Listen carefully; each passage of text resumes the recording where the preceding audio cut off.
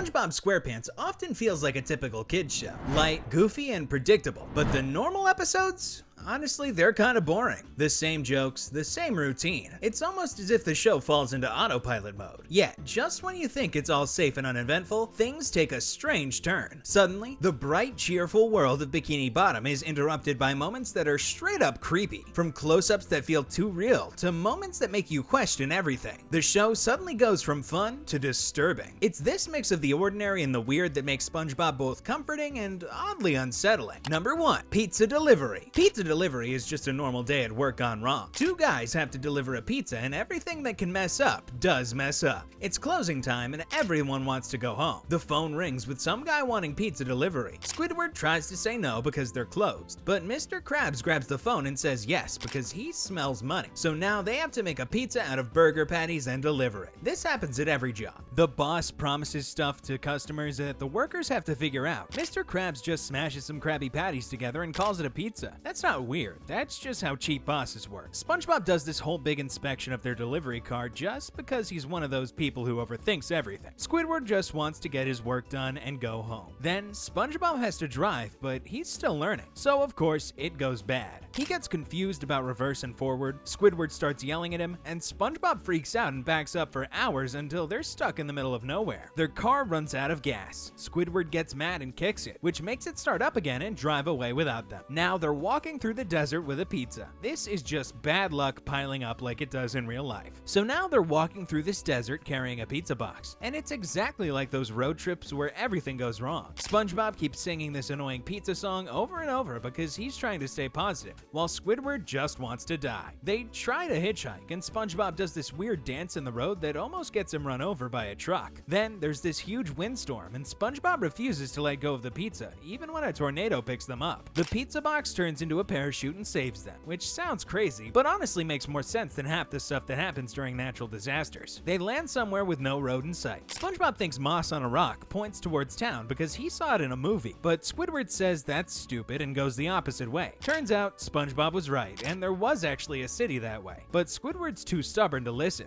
They walk for hours, getting more tired and hungry. SpongeBob suggests eating coral like pioneers, then changes his mind to sand, then mud. Squidward's had enough and tries to eat the pizza they're supposed to deliver. SpongeBob won't let him because it's for the customer, and they start fighting over it. This is peak work drama. When you're exhausted and hungry, everything becomes a big deal. SpongeBob finds this giant rock and gets excited because pioneers used to ride rocks. Squidward thinks he's lost it and rants about how pioneers were idiots who ate weird stuff and got lost all the time. But then SpongeBob actually gets the rock moving and they ride it straight to the customer's house. After all that walking and suffering, they finally made it. Here's where the episode gets really brutal. They deliver the pizza and the customer seems happy for like 2 seconds. Then he asks where his drink is. SpongeBob checks the order. No drink was ordered, but this guy starts screaming about he can't eat pizza without his drink and throws the whole pizza in SpongeBob's face. After everything they went through, this jerk rejects the pizza delivery over something he's never even ordered. SpongeBob breaks down crying because he tried so hard and got treated like garbage. Squidward sees this and gets furious. He takes the pizza and slams it in the customer's face. Then he lies to SpongeBob and says the guy changed his mind and ate the whole pizza. They ride the rock back to work, and it turns out the customer's house was right across the street from the Krusty Krab the whole time. All that suffering for a delivery they could have walked to in 30 seconds. That's not cartoon logic. That's life being cruel and stupid for no reason. What starts as a ridiculous delivery turns into a nightmare, but nothing's more twisted than a friend who manipulates your every move for their own amusement. Number 2. The Secret Box. The SpongeBob episode The Secret Box is actually a really messed up story about how friends can be cruel and manipulative to each other. What looks like a fun cartoon about secrets is really about how Patrick turns a cardboard box into a weapon to hold power. The episode starts with SpongeBob wanting to hang out and go jellyfishing, which should be normal friend stuff, but Patrick immediately ruins it by showing off his secret box and using it to mess with SpongeBob's head. Patrick turns it into a game of control. Instead of sharing or moving on, he keeps teasing SpongeBob with it, like he enjoys being in charge for once. When SpongeBob tries to be nice and shares his own secrets to make things fair, Patrick doesn't care at all. He just uses uses SpongeBob's honesty to make himself feel more powerful. The whole setup shows that this friendship is completely one-sided, with SpongeBob being open and trusting, while Patrick controls everything through keeping secrets and making SpongeBob feel bad about being curious. Patrick starts getting really cruel by telling SpongeBob that the secret would change his life, and calling it the most amazing secret ever. He's not just keeping a secret, he's torturing SpongeBob on purpose by making it sound incredible while making sure he can never know what it is. It starts to feel less like a joke and more like Patrick's trying to stay one step ahead, just because he can. When SpongeBob finally can't take it anymore and tries to look in the box, Patrick completely loses it and threatens to end their friendship forever. He calls SpongeBob names like Secret Stealer Pants, and acts like wanting to know a secret makes SpongeBob a terrible person. Then he forces SpongeBob to get on his knees and beg for forgiveness just for being curious. SpongeBob starts crying and talking about ruining their friendship garden, which shows how badly Patrick's mind games have messed him up. Normal friends don't make each other grovel like that. The really disturbing part happens when SpongeBob can't sleep and decides to sneak into Patrick's house to look at the box. It's less about curiosity now and more about how far he's been pushed. What started as a silly secret turns into a weird power game that's clearly gotten under SpongeBob's skin. SpongeBob is so desperate to know the secret that he's willing to destroy their friendship and become a burglar. When Patrick catches him, he pretends not to recognize SpongeBob and threatens to beat him up with a pillow. Even after SpongeBob proves who he is, Patrick acts all hurt and betrayed, like he's the victim. Then, in a really sick twist, Patrick suddenly changes his mind and says SpongeBob can look inside the box. It's that classic move where someone causes a problem, then acts generous for solving it, even though they caused it. When SpongeBob finally opens the box, there's just a piece of string inside. After all the threats and manipulation, it's literally nothing special. SpongeBob tries to act like it's great and thanks Patrick, but you can tell he's completely messed with. He walks home laughing and saying he should have known, but it feels off, more like someone forcing a smile after getting played than someone who actually feels okay. Patrick has successfully convinced SpongeBob that being curious about secrets makes him a bad friend, and that he deserved all the punishment he got. He doesn't even feel betrayed, just grateful. Grateful to be let back into the pain. Instead, he blames himself and acts grateful that Patrick allowed him to see the stupid string. This is what happens to people in tough situations. They start thinking it's their fault and feel grateful when someone shows them even small acts of kindness. The final twist reveals that Patrick had been lying the entire time. The box actually does have a secret compartment with an embarrassing photo of SpongeBob, which means Patrick could have just shown him the string from the beginning and avoided all the drama. But Patrick didn't want to avoid the drama. He enjoyed it. He liked watching SpongeBob suffer, beg, and humiliate himself. Patrick ends the episode laughing, while SpongeBob just seems relieved the tension is over. The show acts like this is a normal friendship, but it's really just one person messing with another and calling it loyalty. This whole episode teaches kids that it's normal for friends to mess with each other just for fun, and that if someone hurts you, it's probably your fault for caring too much or asking too many questions. SpongeBob learned nothing except that he should never question Patrick again, meaning this will just keep happening. The show presents this toxic relationship as friendship, which is really dangerous because it normalizes emotional manipulation and makes kids think this kind of treatment is acceptable between people who care about each other. After being pushed too far by his so-called best friend,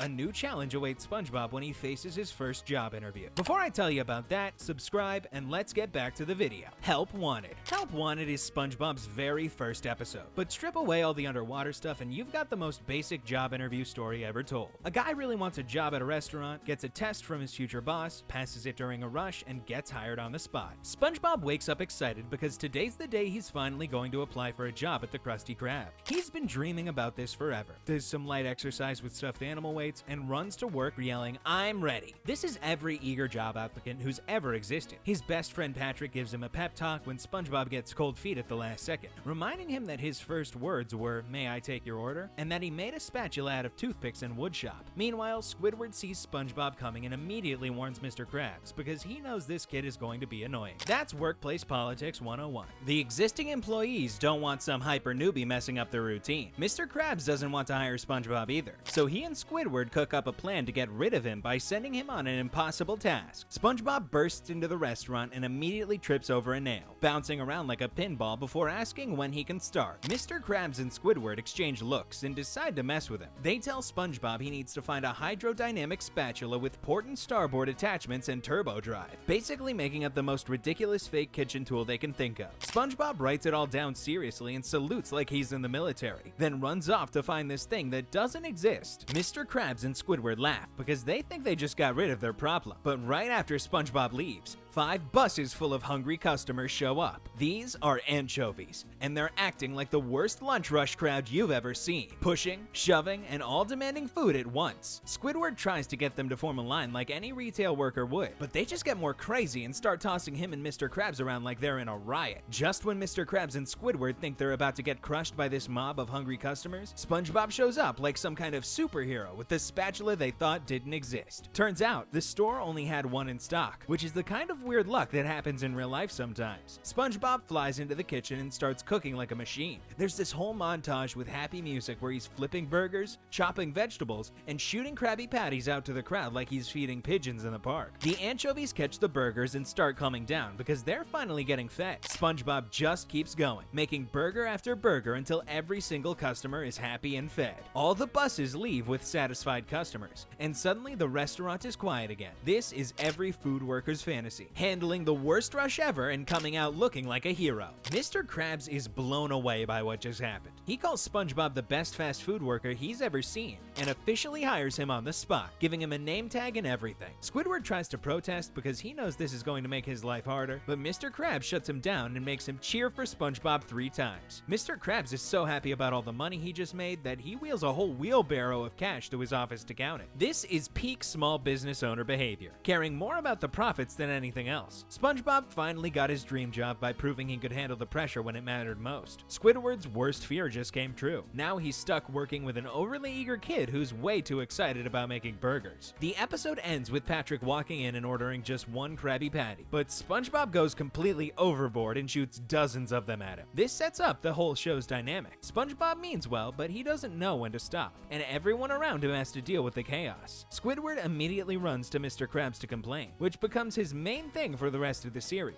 Mr. Krabs learned that SpongeBob can make him tons of money during busy times, so he's going to keep him around no matter how crazy things get. This one job interview changed everything at the Krusty Krab forever. SpongeBob went from unemployed dreamer to the restaurant's main cook in one day. Squidward went from having a quiet job to working with the most annoying person ever, and Mr. Krabs discovered his new money-making machine. It's like when any workplace hires that one person who completely changes the whole vibe, except SpongeBob actually makes the business more successful while driving his coworkers insane. SpongeBob's first day on the job seems normal until a disturbing force starts replacing everyone around him. 4. Planet of the Jellyfish. The SpongeBob episode Planet of the Jellyfish is basically a horror movie disguised as a kid's cartoon, featuring body-snatching aliens that replace everyone in town with fake copies. What makes it really disturbing is how it shows friends and family members being consumed and replaced while no one notices, creating a world where you can't trust anyone around you. The episode starts with SpongeBob and Patrick having a normal day catching jellyfish, which should be innocent and fun, but this peaceful setting gets destroyed when an evil alien jellyfish overlord starts turning regular jellyfish into brain-controlling parasites. The whole thing starts because Patrick makes an offhand comment about jellyfish being perfect pets if they didn't stink, which is exactly what these alien creatures provide. Jellyfish that seem harmless, but are actually designed to take over your body. The Overlord doesn't just want to hurt people, it wants to replace them completely, turning Bikini Bottom into a town full of fake people who look and act like the originals, but are actually alien puppets. This is a plan to take over a whole community, starting with the most vulnerable and defenseless people. The horror starts immediately when Patrick decides to take a nap by himself, making him the perfect first victim. It stretches its body around him while he's unconscious and helpless, then spits out a fake Patrick that looks exactly like the real one, except for the dead black eyes. The fake Patrick doesn't act obviously different at first, which makes it scarier because you realize how easy it would be to replace someone without anyone noticing. Then, fake Patrick starts systematically targeting everyone in town, giving them gift jellyfish that are actually parasites designed to take over their bodies. The most chilling part is how he convinces SpongeBob to help him distribute these creatures to all their friends, turning SpongeBob into an unwitting accomplice in the destruction of everything he cares about. By the time SpongeBob realizes something is wrong, almost everyone he knows has been replaced by alien copies, and he's completely alone in a town full of creatures that look like his friends but want to destroy him. The real terrifying part happens when SpongeBob discovers the truth at the Krusty Krab and realizes everyone he knows has been replaced by alien copies. The fake versions of his friends are all acting slightly wrong. They all refuse mayonnaise and make weird hissing sounds, but they're good enough copies that SpongeBob almost doesn't notice. When he finds the freezer full of real people trapped in pods like some kind of alien farm, it becomes clear that this is about harvesting the entire town. The real Patrick, Squidward, and Mr. Krabs are all hanging there unconscious and helpless while their alien doubles walk around living their lives. What makes it worse is that the aliens are keeping them alive as prisoners while stealing their identities. SpongeBob's whole world feels off. His friends look the same, but they're not. The tension builds because you realize he's the only one who hasn't been replaced, trying to blend in while figuring out how to fix things before it's too late. After SpongeBob and Sandy defeat the aliens with mayonnaise, everyone acts like nothing serious happened, which is deeply disturbing. The people trapped in pods don't seem upset or even interested in what happened to them while they were unconscious. They just wake up and go back to their normal lives, like being kidnapped and replaced by aliens is no big deal. SpongeBob explains everything in 11 minutes, but nobody seems to care about the details or worry about if it could happen again. The fact that Mr. Krabs immediately sees a business opportunity in selling the leftover alien goo as relish shows how quickly everyone moves on from what should be the most horrifying experience of their lives. This is people acting like they've been programmed not to think too hard about what happened. The ending reveals that nothing has really been solved and that the alien threat is still there. When Patrick orders a burger and says, "Hold the mayo," it's exactly the same phrase all the alien copies used, suggesting he might still be infected or replaced. The episode ends with "the end?"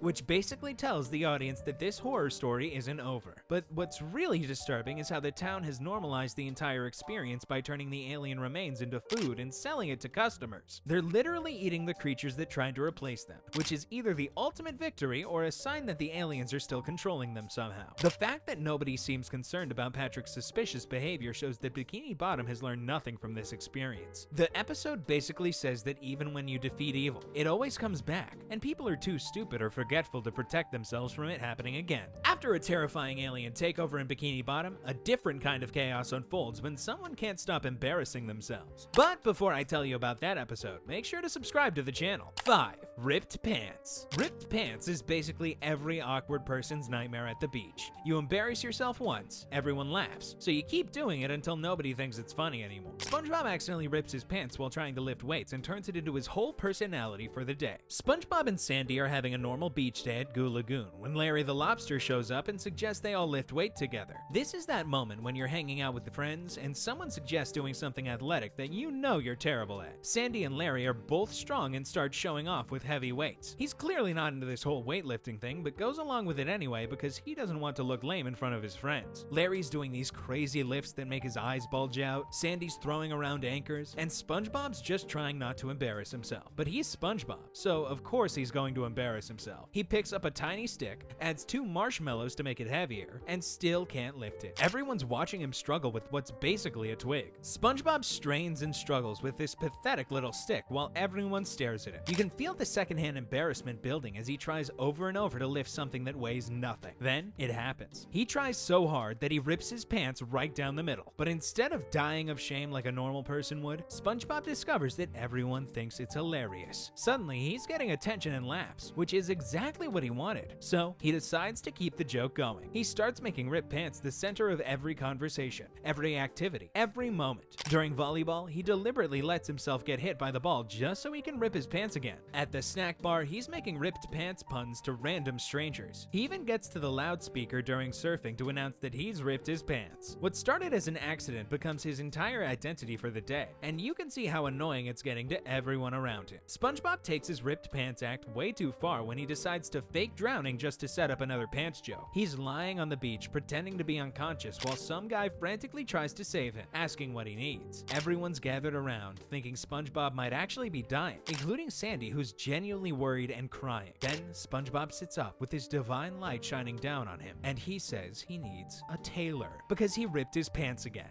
The whole crowd just stares at him in disgust and walks away. Sandy tells him off for scaring everyone and making them think he was actually hurt. Even Scooter, who was laughing at everything before, just shakes his head and leaves. SpongeBob realizes he's crossed a line, but he doesn't know how to fix it. He goes back to his changing tent to try to come up with new material, but when he comes out with his pants completely off, yelling about a pants thief, nobody's even there to see it. The beach is empty except for the wind blowing tumbleweeds around. SpongeBob finds himself completely alone on the beach while everyone else is playing volleyball without him. Sandy's hanging out with Larry Larry instead, and SpongeBob realizes his joke routine just cost him his best friend. He's so desperate that he starts talking to his pants, which literally walk away from him too. Even his clothes are done with his act. He meets these other beach losers, a sunburned guy, someone with sand in their food, and a person who got buried and forgot. They're all sitting around feeling sorry for themselves, and SpongeBob admits he lost his best friend by being an idiot. This is when he finally gets real about what happened, instead of just trying to make everything into a joke. He realizes that trying to be the center of attention all the time pushed away the person who actually cared about it. SpongeBob writes a song about how he messed up and performs it with his new loser friends. The song actually brings everyone back because it's honest instead of just being another stupid joke. Sandy forgives him and explains that she just wants him to be himself, not some fake entertainer trying to get laughs all the time. Larry even asks for SpongeBob's autograph because the song was actually good. But then SpongeBob's underwear rips while he's signing Larry's pants, and he's standing there naked and embarrassed. The episode ends with SpongeBob learning that being genuine gets you real friends, but also that sometimes embarrassing stuff just happens and you can't control it. The whole experience taught him that there's a difference between accidentally being funny and desperately trying to be funny. One brings people together, the other pushes them away. Sandy stuck around because she liked the real SpongeBob, not the guy who turned everything into a pants joke. After learning his lesson, SpongeBob and Patrick push things too far in a whole new way.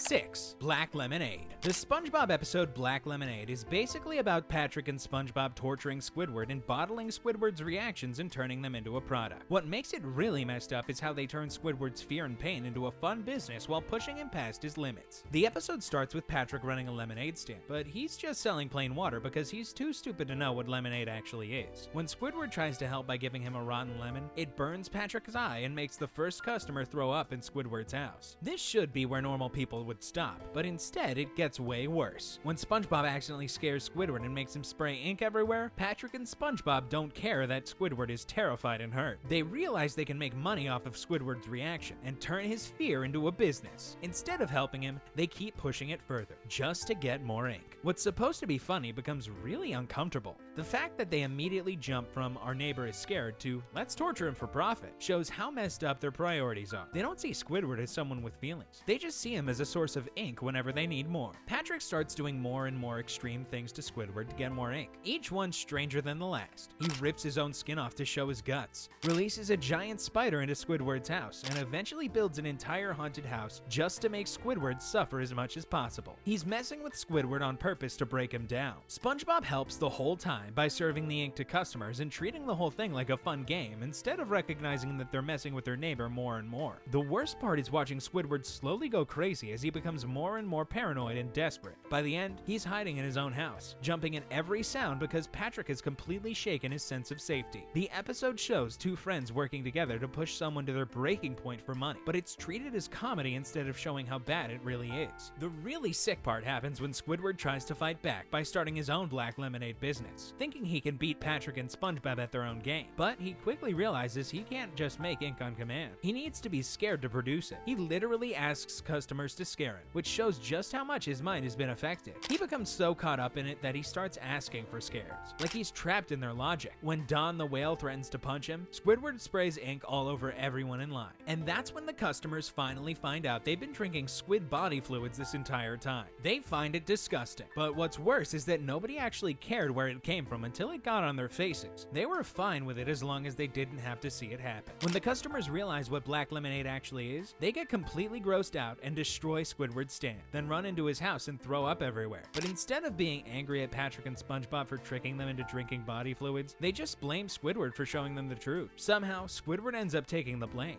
even though he was the one being messed with the whole time. The customers trash Squidward's property and leave him with a house full of vomit, which means he's actually worse off than when the episode started. Meanwhile, Patrick and SpongeBob have already moved on to their next business venture like nothing happened. They don't apologize, they don't help clean the mess they caused, and they don't show any remorse for what they put Squidward through. They casually mention they're out of the Black Lemonade business, like it was just a regular job, not something much darker. The ending reveals that Patrick and SpongeBob learned absolutely nothing and are already planning their next scheme to exploit someone else. Even after it all ends, SpongeBob and Patrick don't really learn anything. They just move on to the next weird idea without thinking about what they did. The episode basically shows that people will always find new ways to hurt others, and it's hard to escape that. What makes it even more unsettling is that Squidward trusted them enough to eat their cookie, which means he either forgot what happened or was so desperate for company that he ignored the red flags. The fact that the episode ends with Squidward still suffering shows that nothing was fixed and things will keep happening like this. Patrick and SpongeBob have made it clear they can mess with Squidward whenever they want with no consequences, which means he's stuck in a situation where they see him as entertainment and a way to make money, not as someone who deserves respect. After exploiting their neighbor for profit, SpongeBob and Patrick find themselves in a situation where teamwork and determination are the only things that can save them. Just a quick reminder to subscribe to our channel. Now, let's get back to the video.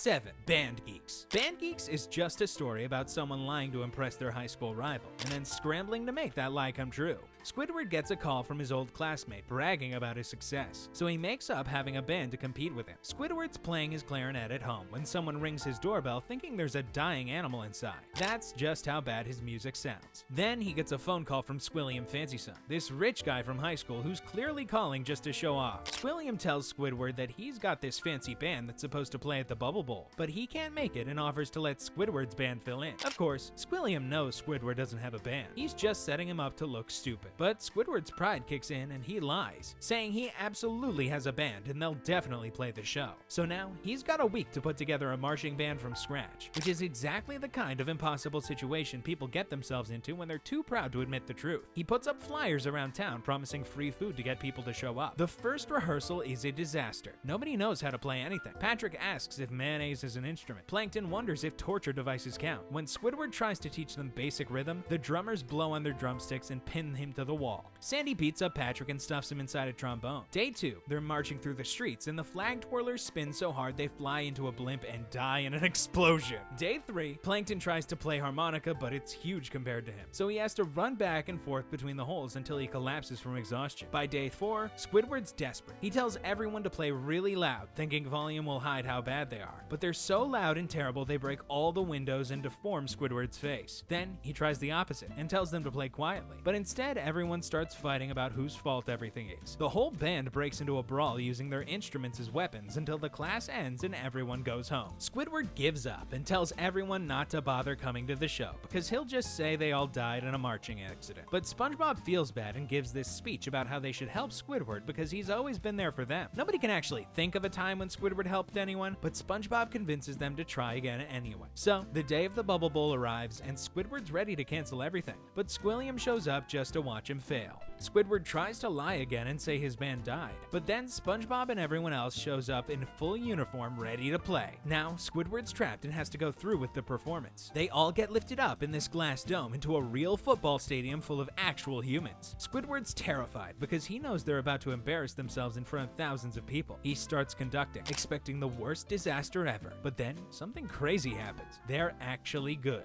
The band plays Sweet Victory, and it's not just decent, it's amazing. SpongeBob's singing like a rock star. Everyone's playing their instruments perfectly, and the whole crowd is going wild. Squidward can't believe what he's hearing. His face goes from terror to shock to pure joy as he realizes they actually pulled it off. Squilliam's jaw drops, and he literally has a heart attack from the shock of seeing Squidward succeed. They carry him away on a stretcher while Squidward waves goodbye with this smug grin on his face. The crowd loves the performance so much that Squidward throws away his conductor's baton and jumps in the air celebrating. After all that stress and failure during practice, they somehow become a real band when it actually mattered. Everyone who said they couldn't do it got proven wrong in the most dramatic way possible. This episode shows that sometimes the most impossible situations work out through pure determination and teamwork, even when everyone involved has no idea what they're doing. Squidward learned that his neighbors actually do care about him enough to help him when he really needs it, even though they can't remember any specific times he helped them. SpongeBob proved he can be a leader when someone he cares about is in trouble. The whole town came together to save Squidward from humiliation and ended up creating something amazing. Squilliam got his comeuppance for being a show-off bully, and Squidward finally got to feel successful at something musical after years of being terrible at clarinet. The episode became legendary because it perfectly captures that fantasy of the underdog group that nobody believes in, suddenly becoming incredible when the stakes are highest. It's every high school band kid's dream, and every workplace team's hope that when everything's on the line, they'll somehow find a way to be great together. After an unexpected success, SpongeBob and Squidward are sent into a nightmarish dimension where their boss values money more than their lives. 8. SpongeBob SpongeBob in Randomland. The SpongeBob episode Randomland is about two workers being sent to a strange place by their boss, who knows they probably won't come back. What makes it really disturbing is how Mr. Krabs treats his employees like disposable objects and sends them to a place where employees have never made it back just to make a few dollars. The episode starts with what should be a normal work situation. Someone calls to order food for delivery, but when Squidward tries to refuse the order because it's going to Randomland, a place where no delivery fish has ever returned, Mr. Krabs forces them to go anyway. He literally admits that he knows the place is dangerous and that people who go there never come back, but he doesn't care because he wants the money. This is a boss knowingly sending his workers to what he believes will be their deaths. The fact that he pulls out a chalkboard with math equations to justify sending people to their doom shows how he's turned human life into a cold business calculation. What makes it worse is that Squidward clearly knows the danger and tries to protect himself and SpongeBob by refusing, but Mr. Krabs has complete power over them and can force them to risk their lives whenever he wants. The horror begins immediately when SpongeBob and Squidward start their journey and their bodies literally disappear from reality. This is being erased from existence and transported to another dimension against their will. When they land in Randomland, they're completely cut off from their normal world and surrounded by creatures and situations that make no logical sense. The place works in a way where anything can happen at any time, and there's no way to predict or prepare for the dangers. They see other delivery workers who are clearly lost and have been wandering around for who knows how long, showing that Mr. Krabs has been sending people to this place regularly and just abandoning them when they don't return. The fact that these lost workers have been fused together into weird creatures suggests they've been trapped so long that they're losing their sense of reality. SpongeBob and Squidward are basically walking through evidence of others who have been lost here while trying to complete their own death mission. The really terrifying part happens when doors start appearing everywhere, and Squidward opens strange doors showing twisted reflections of himself, like nightmare versions from another reality. These are really unsettling images of distorted, broken version of people he knows. One door shows a version of himself with ink dripping from his eyes like he's crying blood, which is basically what Squidward's future looks like if he stays trapped in Randomland. These doors represent all the different horrible fates that could happen to them, and Squidward realizes they're probably going to end up like one of these nightmare versions. When they think they see Mr. Krabs and start chasing him through different dimensions, they're clearly desperate to escape. They're willing to follow anyone who might lead them home, even though they're just getting more lost and more damaged with each dimension they pass through. When they finally make it back to the Krusty Krab, they discover that the Mr. Krabs they followed was actually Roger, the customer who ordered the food in the first place. This means their entire nightmare journey was completely pointless. They could have just stayed home and waited for the customer to come to them. But what's really messed up is how everyone reacts to their return. SpongeBob and Squidward don't seem affected by what happened to them, which might mean they're in shock, or that Randomland has changed how they deal with tough experiences. They just hand over the food like nothing happened, even though they nearly died and got lost in nightmare dimensions. The customer acts completely normal too, like sending delivery workers into hell dimensions is just a regular Tuesday. The ending reveals the most disturbing truth. Mr. Krabs only cares about the money, and when he finds out the delivery was late so it's free, he breaks down crying. He's not upset that his employees nearly died or got trapped in nightmare dimensions. He's not relieved they made it home safe. He's only upset about losing money. The whole dangerous mission was pointless. Employees pushed to the edge for nothing. The customer got free food and the business lost money. But the real horror is that Mr. Krabs will definitely do this again. He's learned nothing from this experience except that late deliveries cost him money. So next time, he'll probably just send more workers or threaten them to be faster. The episode basically shows that some employers see their workers as completely expendable and will keep sending them into dangerous situations until they all eventually disappear. After facing a nightmarish ordeal, SpongeBob learns that sometimes the smallest mistakes can lead to big problems. But before I tell you about that episode, make sure to subscribe to the channel. Helps out a ton.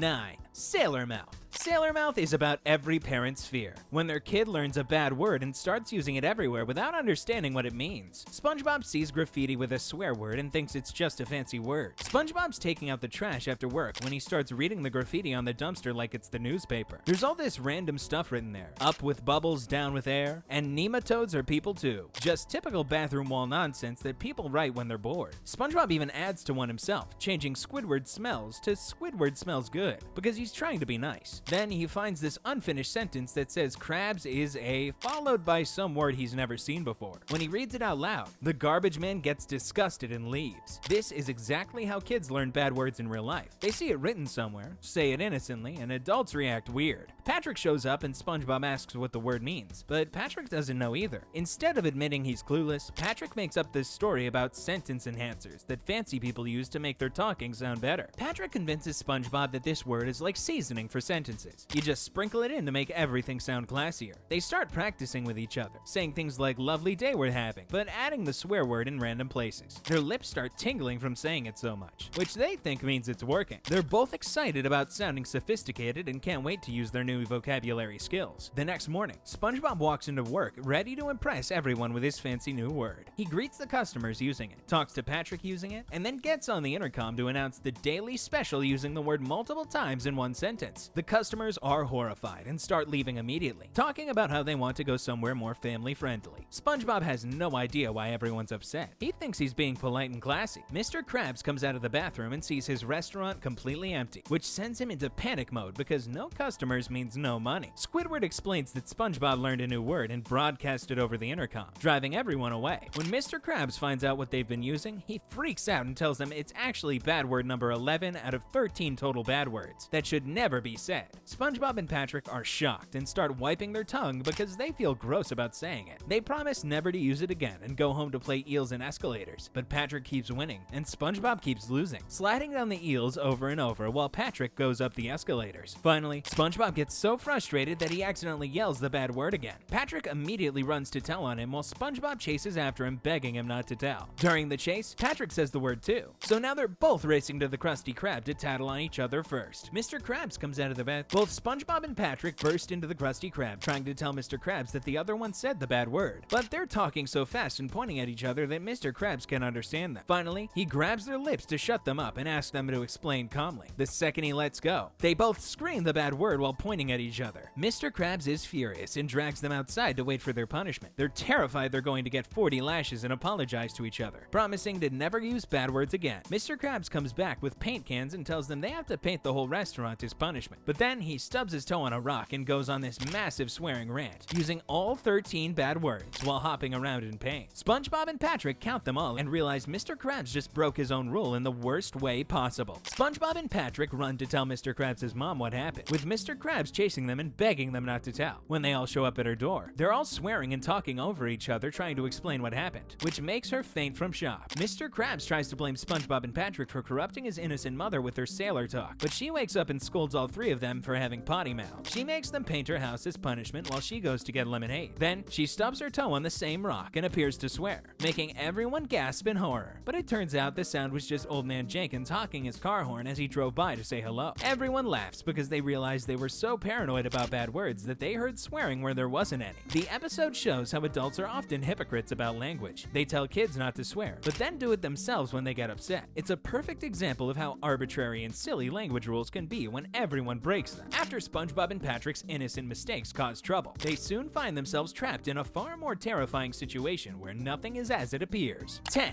Ghoul Fools. The SpongeBob episode Ghoul Fools is about spooky ghosts who trick people with fake promises to try to trap them forever. What makes it really disturbing is how the ghosts exploit people's trust and greed to lure them into situations where they lose their freedom forever. The episode starts with SpongeBob and Patrick having a peaceful day watching clouds, which should be completely safe and innocent, but this gets destroyed when a haunted houseboat crashes near them, bringing supernatural danger into their normal world. The boat doesn't just appear randomly. It's been flying around looking for victims to exploit. When Patrick dismisses it as a fake attraction, he's showing how easy it is for ghosts who manipulate trust to fool people who don't take warnings seriously. SpongeBob sees the danger but goes along anyway, just like how in real life, the person who sees the warning signs gets ignored by the one who thinks everything's fine. The haunted boat represents how ghosts create fake safe spaces that look fun and harmless on the outside, but are actually designed to trap and control people. As soon as they enter the boat, things start to get weird. Patrick doesn't think anything is wrong, even when SpongeBob is clearly being messed with by ghosts. The snakes jumping out of the painting and crawling into SpongeBob's body is genuinely horrifying, but Patrick doesn't even notice because he's so convinced everything is fake. The ghosts who manipulate trust need someone to deny the truth and dismiss the victim's concerns, making it easier to control them. When the big hairy hand grabs SpongeBob and drags him away, Patrick is literally asking for this exact thing to happen while being completely oblivious that it's actually happening. This is a perfect example of how some people make their harmful actions seem normal or even something others want. By the time Lord Poltergeist shows up, SpongeBob has already been through a lot, while Patrick has been made to think all the bad stuff is just a game. The really sick part happens when Lord Poltergeist reveals his true plan and starts using psychological warfare to control SpongeBob and Patrick. He performs an elaborate musical number designed to break down their mental defenses and make them believe he has total power over them. The song about eating eyes and brains is a deliberate attempt to freak them out into submission. When Patrick still refuses to believe he's real, Lord Poltergeist creates a pizza full of living anchovies, which is really just a cruel trick disguised as a gift. The moment they finally accept he's real, Patrick immediately betrays SpongeBob by offering him as a sacrifice, showing how quickly people abandon each other when they're scared. Then Lord Poltergeist reveals his real plan. He never needed their help. He just wanted to control them. He tries to trap their minds and make them feel like they have no choice but to do what he says. When SpongeBob and Patrick run to get help, nobody believes them or takes their trauma seriously. The customers at the Krusty Krab just run away instead of helping, showing how people often turn away when others need support. Mr. Krabs sees it as a chance to make money and decides to take advantage of the ghosts instead of helping his employees escape. He literally steals a car part from someone else and forces Squidward to join him on a dangerous mission, showing that the pattern of taking advantage of others just keeps going. When they return to the boat, Mr. Krabs' greed triggers the trap that gets everyone captured. The revelation that the souls were just old soda is supposed to be funny, but it's actually more disturbing because it shows Lord Poltergeist was torturing them for no reason except his own entertainment. The ending shows that escaping one predator just leads to being controlled by an even worse one. When the Flying Dutchman shows up, it becomes clear that Lord Poltergeist was just a small-time criminal compared to the real supernatural authority figure. The entire episode ends with everyone being cursed to work in a restaurant in the void forever, which means all the main characters are now stuck running a ghost restaurant forever, like the nightmare never really ended. What's most disturbing is how quickly they adapt to their new prison. They just start running the cursed crab like it's a normal job instead of fighting to get free. People can get so overwhelmed that they stop trying to escape and just accept the bad situation they're stuck in. The episode basically shows that once you meet those kinds of people, you can never really escape. You just get passed around until you forget what a normal life feels like. After escaping a dangerous situation, SpongeBob and Patrick go back to their usual life,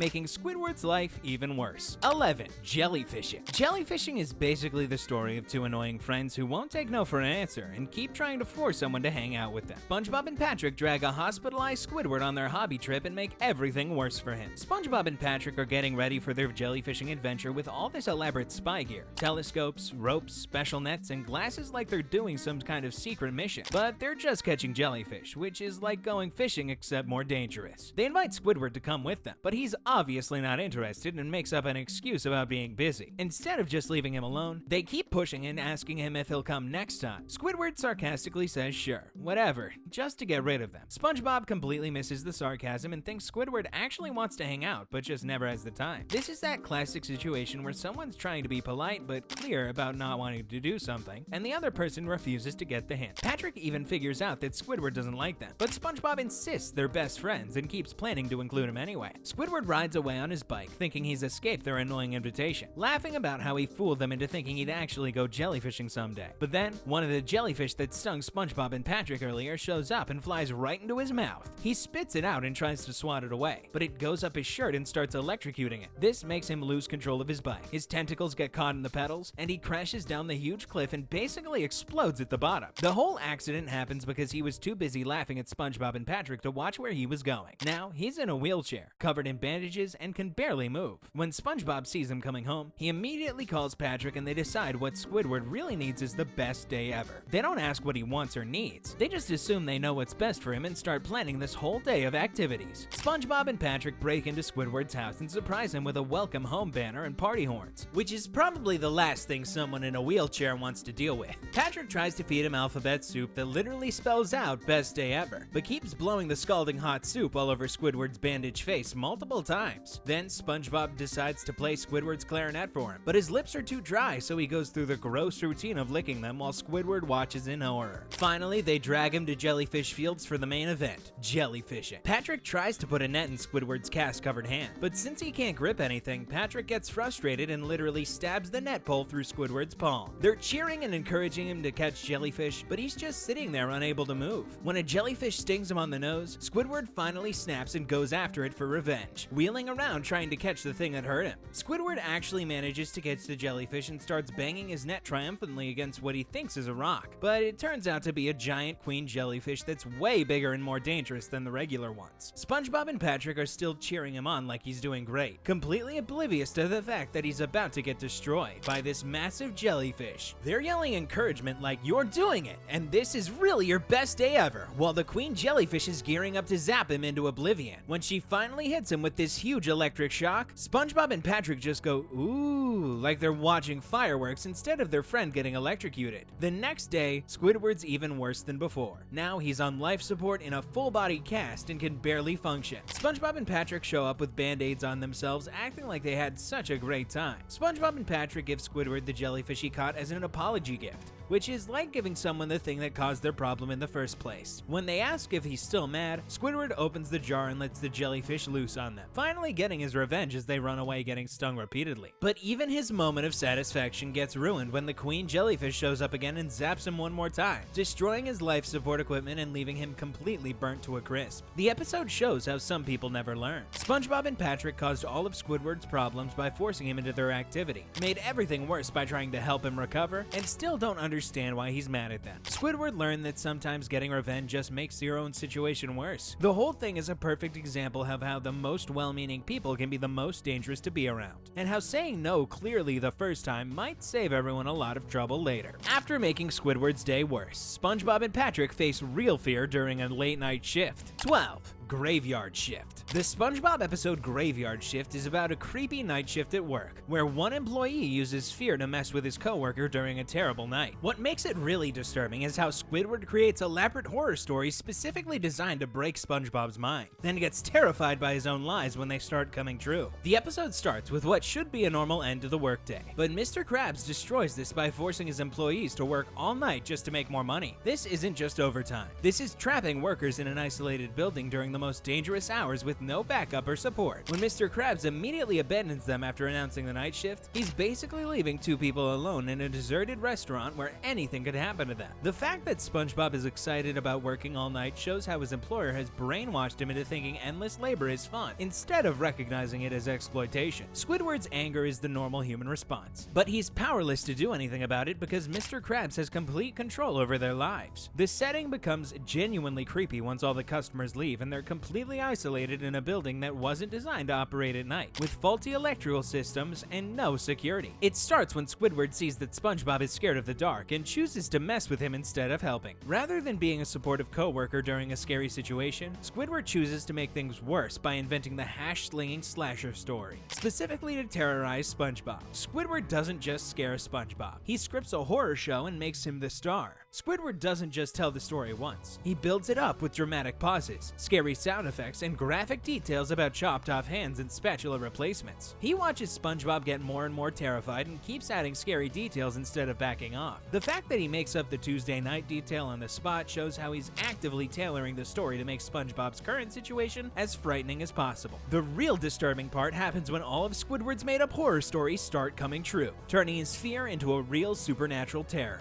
The lights begin flickering exactly like he said they would, but instead of admitting he was lying, Squidward tries to rationalize it by blaming faulty wiring. When the phone rings with no one there, he's still in denial, but you can see him start to panic because his fake story is becoming real. The moment the bus arrives and drops off a shadowy figure with glowing eyes holding a spatula, Squidward completely loses his mind and starts screaming just as much as SpongeBob. He never truly believed his own story was possible. He was just being cruel for fun. When SpongeBob suggests that Squidward dress up to entertain him, it shows how much SpongeBob has lost the ability to recognize when something's wrong. They're so caught up in the fear that they start acting like everything's real. Even Squidward, who made the story up, ends up just as scared as SpongeBob. When the hash-slinging slasher turns out to be a nervous job applicant, everyone acts like the whole terrifying experience was no big deal, which is deeply disturbing. SpongeBob doesn't get mad at Squidward for making him go through hours of a fake scary story. He doesn't demand an apology or recognition of how cruel Squidward was. Instead, he just goes back to normal like nothing happened, showing how much SpongeBob has come to accept this kind of treatment. Squidward doesn't apologize either or show any remorse for terrorizing his coworker. The job applicant reveals he was the one making the mysterious phone calls, but nobody talks about how this means all the supernatural signs were just coincidences. The fact that they almost died of fear over random things shows just how strong fear can be. The ending with Nosferatu reveals that there actually was something supernatural happening the whole time, but it was completely unrelated to Squidward's story. This means the real threat was there all along, but nobody noticed it because they were too busy being terrified by fake dangers. The casual way everyone reacts to seeing an actual actual vampire shows that supernatural creatures are apparently just a normal part of their world, which makes Squidward's elaborate horror story even more pointless and cruel. The episode shows how fear can trick you into ignoring real dangers while being scared of things that aren't even real. Since they'll probably keep working night shifts, this cycle of fear will keep going, with Squidward finding new ways to scare SpongeBob and SpongeBob just accepting it as normal. The episode ends with them still trapped in the same exploitative work situation that started the whole nightmare. In the end, SpongeBob might seem like harmless fun, but some episodes are downright unsettling. What's supposed to be lighthearted turns into a creepy, twisted experience that doesn't even feel like it belongs in a kid's show. It's a reminder that not everything that looks innocent is as simple as it seems. If you enjoyed our video, then make sure to subscribe, and I'll see you in the next episode.